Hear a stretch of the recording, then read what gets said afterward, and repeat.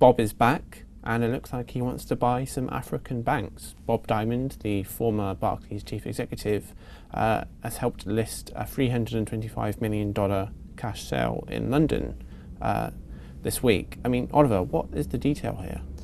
So he's listed this cash shell, and cash shells, remember, don't have the best of reputations. It's only this week that Boomi, one of the Rothschild cash shells, has finally changed its name into something else. So he's listed a cash shell, and the intention is to buy companies. He can't say for legal reasons exactly what he wants, but it's likely to be banks in Africa is what he's going after. He's likely to look for business-focused lenders in Africa and to build up a group from a small base.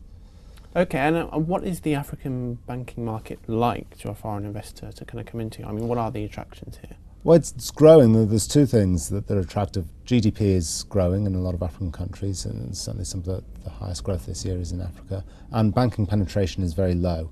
So there's opportunities on both those fronts to make some money there. But it's not always smooth. And Bob Diamond is not the first person to have spotted an opportunity in African banking.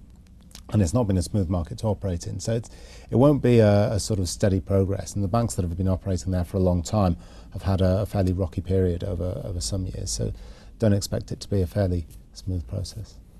Okay, you mentioned Valar, Boomi, and the fact that cash shells don't have a fantastic reputation.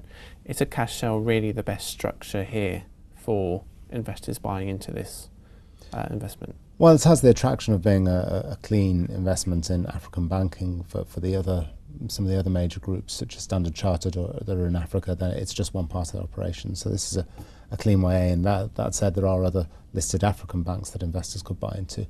Now, as a cash shell, Bob Diamond has been very keen to try and align his own interests with those of shareholders.